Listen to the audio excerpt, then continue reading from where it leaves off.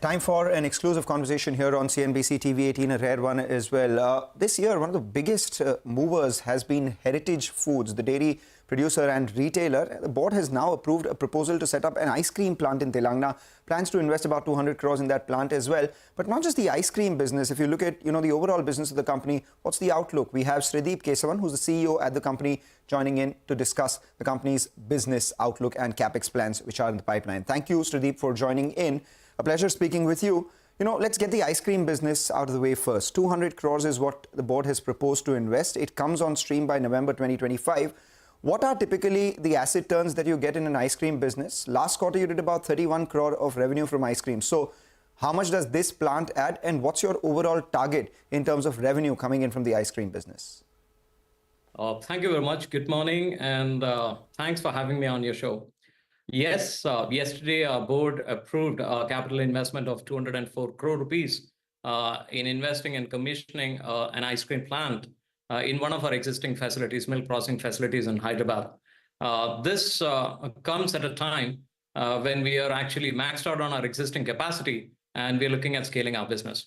Answering sharply to your question on asset turns, over a period in time, this investment will help us scale our current ice cream business, which is around 100 plus crores, to more than 600 to 700 crores. That's our expectation over the next 4 to 5 years. And for the capacity to be fully utilized, it'll take us at least 5 or 6 years. In the coming 5 or 6 years, we should be able to do that. Srideep, good morning. Thank you for joining in. I'd like to speak to you. Just a follow-up to that, how do you plan on funding this CAPEX 1 and 2? How has business looked like in this quarter so far? What have been the demand trends that you're witnessing? And what have been the average, say, procurement prices for milk so far this quarter? Unfortunately, I won't be able to give you any specifics about the current quarter. But if you have followed our first quarter results, you know that the company is on a good trajectory, and this is not just a one-quarter performance. If you look back to the last 9 or 10 quarters, the company has actually led growth for the dairy industry. Actually, we've been one of the fastest growing dairy companies in the private space, or actually listed space. So the momentum is very good as far as the business is concerned.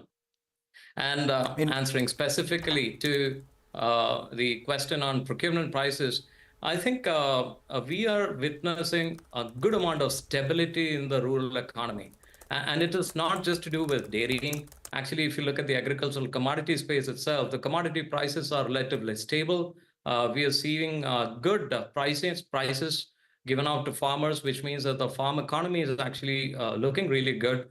Dairy prices are really good. It is profitable for the dairy farmers to participate in dairying today. And the monsoon has been really good. And across our markets, we are seeing planting happening on time, and we're seeing a lot of green fodder. So all in all, actually, it is looking a good and a stable period for a dairy business.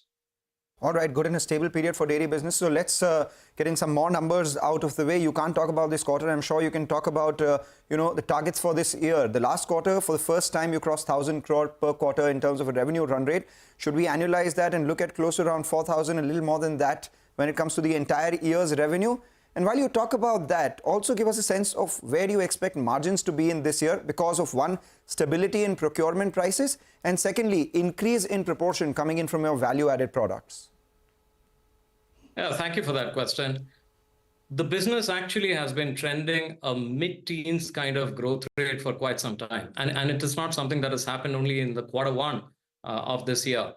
So I think that we should expect that growth momentum to continue. I cannot give any specifics, but I think our recent past performance in the last 8 to 9 quarters is testimony to the fact that we can continue that growth momentum going forward as well. So a mid-teens kind of growth is what we expect out of the business. And that happens because our value-added products are growing upwards of 20%.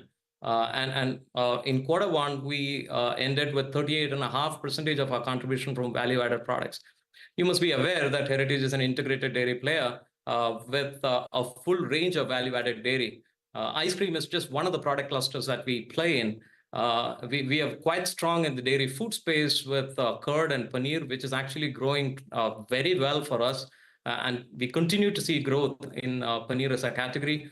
Drinkables is another area where we are seeing a lot of growth. In fact, just 6 months back, we had invested we had infused capital to create a facility to pack aseptic cartons.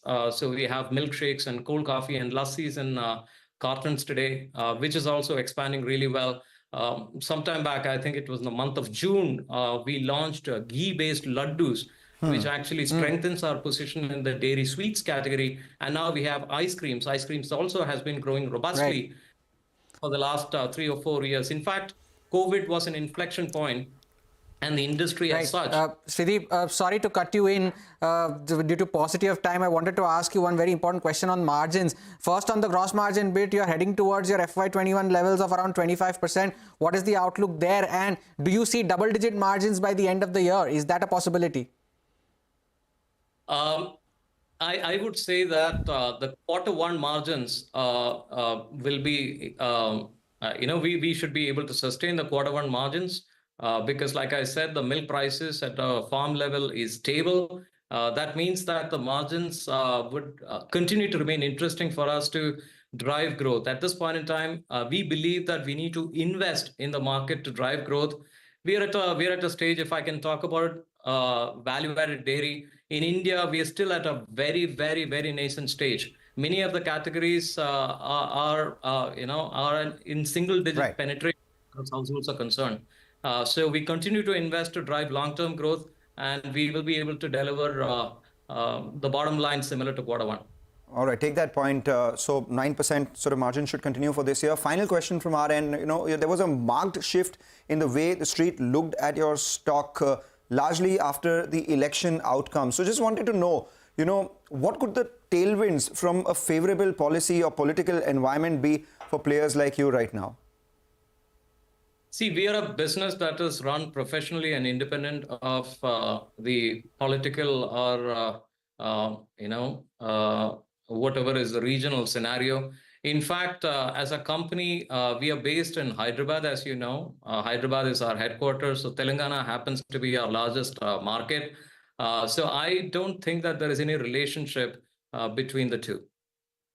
All right, thank you for clarifying that, Rare Voice, and giving us good growth outlook out there as well. Wish you good luck for the year and the years coming ahead as well.